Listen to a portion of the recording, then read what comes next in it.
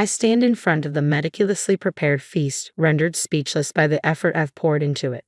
Yet, as I glance around the table, my heart sinks.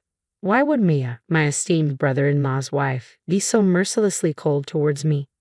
Sophia, a 27-year-old office worker, shares her life with her husband Tom and their 3-year-old son. Tom, her senior by 4 years, and she initially embarked on a relationship rooted in professional dynamics. Their connection blossomed over shared drinks, leading to a romance that culminated in marriage just a year later. Now, nestled in their cozy home, they relish the joy of parenthood and the promise of a growing family. However, amidst this domestic bliss, a thorn emerges. Mia, the wife of Tom's brother Jack. Let me introduce you to Tom and Jack. Tom is Jack's elder brother by 10 years. Their father tragically passed away in an accident during their youth, leaving their mother, who had previously been a homemaker, deeply shaken. Despite her efforts to recover and return to work, she could only manage part-time hours, having previously dedicated herself to running the household. In response to the family's financial strain, Jack, then a college student, made the selfless decision to leave his studies and seek employment to support them. He declared, "I want Tom to have a proper college education," and tirelessly toiled without complaint. Thanks to Jack's sacrifices and some scholarships, Tom was able to attend college and secure a position at his current company. Jack beamed with pride when Tom and Sophia, his future wife, announced their engagement. At every opportunity, Tom expressed his profound gratitude to Jack, even shedding tears of appreciation at their wedding, declaring, "Without you, I wouldn't be standing here today." Emotions ran high as the room was moved by his heartfelt words. Jack never once displayed a hint of superiority towards Tom. He always approached life with generosity, warmth, and consideration towards both Tom and Sophia. However, after Sophia and Tom settled into their new home near Jack's family, Mia, Jack's wife, began making unsettling comments. She often remarked to Sophia, "You should be grateful to my husband." Jack's demanding job frequently kept him away on lengthy business trips and required him to work late into the night. On these occasions, Maya would invariably show up at Sophia and Tom's doorstep without warning. Living just a short walk away, Jack and Maya would bring their children over for dinner and baths, leaving Sophia to tend to them before returning home, ready for bed. Maya's demands extended to meal preferences, dictating, "I'm not in the mood for Western cuisine today, make something Japanese," or, "My child insists on having hamburger steak tonight," placing Sophia in a difficult position. Despite her discomfort, Sophia couldn't assert herself, mindful of the indebtedness owed to Jack. "Tom, remember, it's because of Jack that you're where you are today. Thanks to him, you went to college and landed a job at a prestigious company." Jack, on the other hand, struggled after high school and is still trying to climb the career ladder. If only he had gone to college, things would be different for him. "That's why we're in a new house while they're in an older one. You owe him for all he's done for us," Maya would often remind Tom, leaving him speechless and unable to refute her claims. Though he occasionally voiced concerns about her delegating too much household work to Sophia, given that Sophia works full-time while Maya is a homemaker, he hesitated to address the debt he owed to Jack. "Sorry, but it's because of my brother that I'm here today. Could you please try to work things out with Mia?" Tom pleaded with me. Reluctantly, I agreed to his request. However, our conciliatory approach only seemed to embolden Mia, leading to a surge in her demands. Her vexing behavior fell into two main categories. Firstly, she would frequently drop by our house to dine or bathe her children, and secondly, she often exploited my hospitality to enhance her image in front of our relatives. On the occasion of our relatives visiting, I'd like to prepare dinner for them and host them, she declared. Initially, I assumed I would also get the chance to socialize with my own family. Yet after I finished cooking, she promptly ushered me out, insisting, "Our relatives will be arriving soon, so it's best if you leave." Later, I overheard Mia and our relatives praising her culinary skills, crediting her with all the cooking. This scenario repeated itself each time Maya invited relatives over. I would cook, be sent home, foot the bill for ingredients, and Maya would take all the credit without even lifting a finger to help. Moreover, I was always tasked with arranging mid-year gifts and thank you presents for Jack's bosses and relatives who had supported him. These gifts were invariably sent under Maya's name, with her dictating instructions to me on what to do. At every family gathering, Jack's superiors and relatives would commend Mia for being such a devoted and accomplished wife, often telling me, "You should learn from her, Sophia." I lost count of how many times I heard that refrain. I swallowed my frustration and calmly said, Tom and I are the ones preparing these gifts. We're willing to do it, but you need to cover the costs. We have our own obligations to send mid-year and year-end gifts, and it's becoming too expensive for us. Maya dismissed my concerns. That's nothing compared to what Jack sacrificed. He paid for your tuition and living expenses, Tom. Are you seriously complaining about the cost of a few gifts? She retorted. Turning to me, she accused, you know Jack gets praised because of the effort I put into these things. That's part of repaying Jack's kindness, isn't it? A wife who doesn't help her husband repay such a debt is the worst. Plus, it's I keep track of the timing for these gifts. You won't forget them either. Mia often exploited Jack's favor towards Tom to impose her demands on us. We were responsible for all seasonal letters, New Year's cards, and mid-year and year-end gifts. Whenever anything went wrong, she would say, Tom owes his success to Jack, as if it were a cliché. She would also say things like, you should consult us if you want to take on such tasks, without offering any guidance. I felt humiliated as I tallied up the expenses for each month and every event. Then came the breaking point. Maya requested that I prepare a meal for about 20 of our relatives for a summer gathering at her house. Typically, our relatives gather at the home of a more senior family member during summer and New Year's events. However, Maya insisted, please come to our house. Her relatives were delighted, believing her to be a great cook and a considerate hostess, but she expected me to handle all the preparations. Tom had other commitments that day, leaving me to manage everything on my own. When I asked Mia how she planned to pay for the event, she said, we'd have to cover it ourselves. Preparing food and drinks for 20 people is a significant drain on our family finances. I suggested splitting the bill, but she flatly refused. Jack has endured so much hardship. He deserves at least this much, she insisted.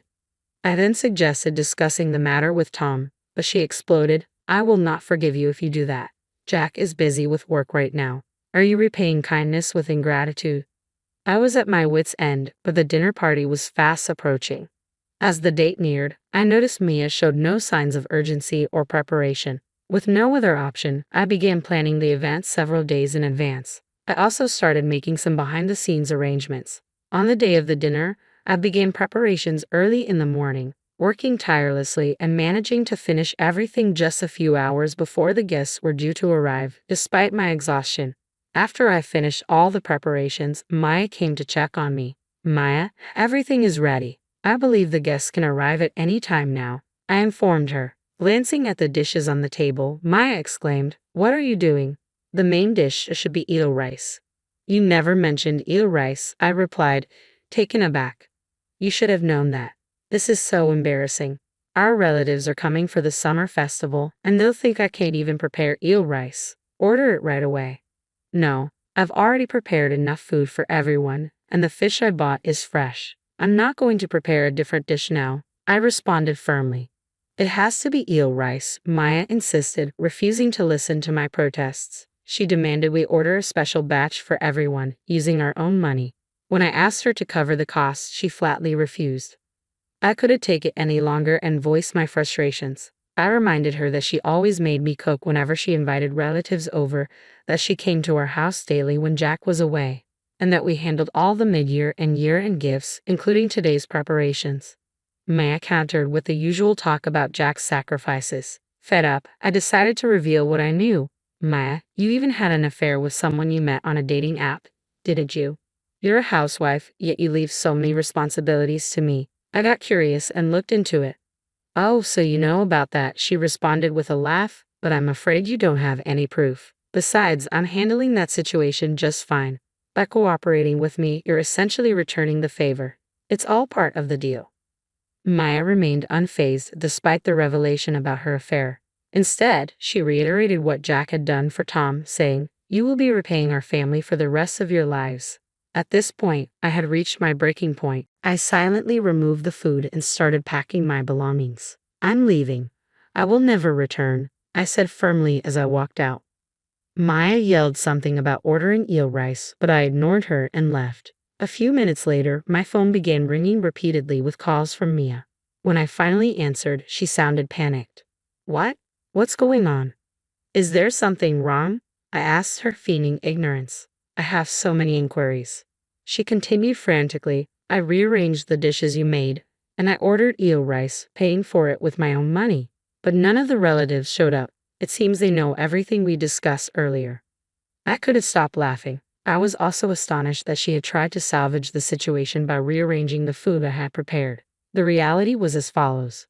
I couldn't tolerate Mia's arrogance any longer. Before she could criticize me further, I decided to talk to Jack directly, hoping he would offer some sound advice. I believed that Jack, unlike Mia, wouldn't hold their past support over my head.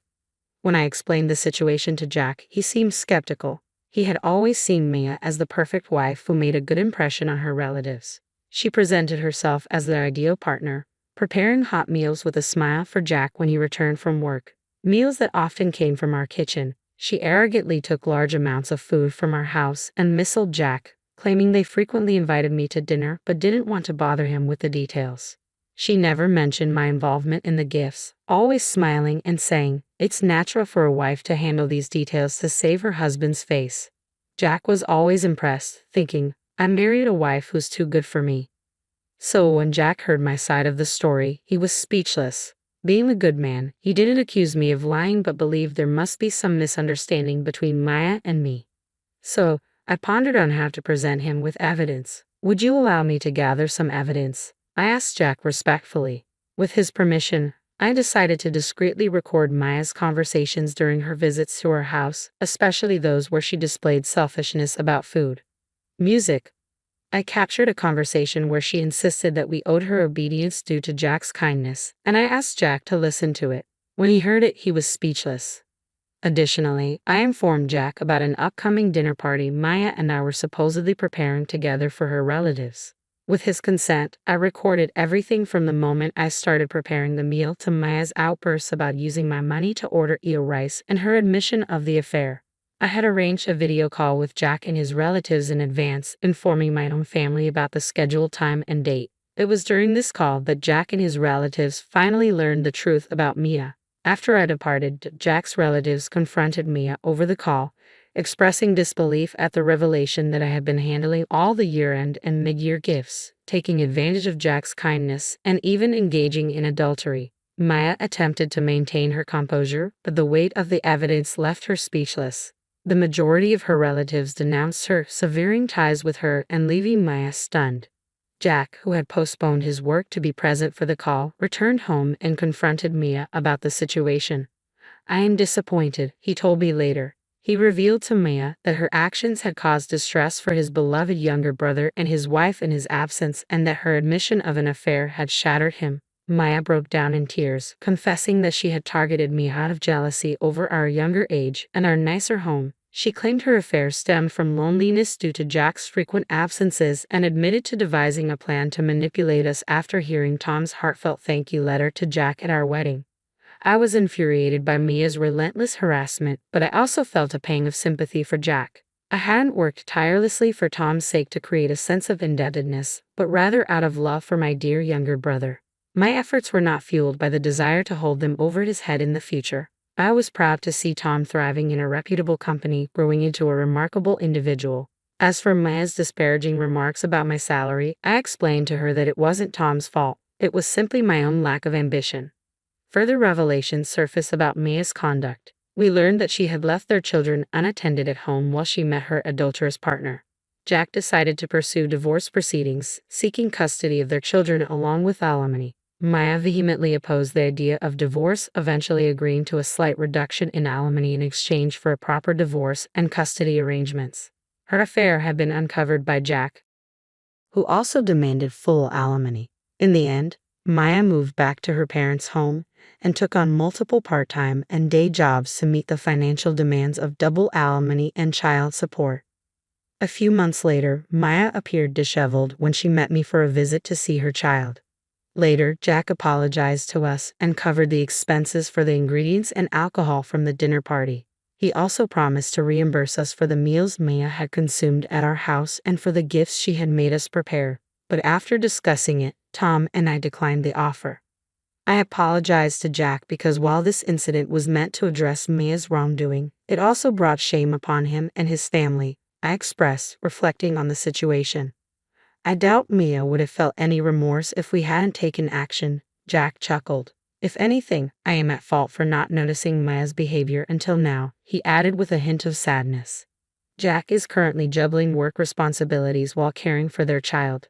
We maintain regular contact with him, and on days when he's overwhelmed, we offer to look after his child at our home or invite him over for dinner. We've learned a valuable lesson about how some people can make you feel indebted even when they haven't done you any favors. Tom and I laughed together, reflecting on the experience.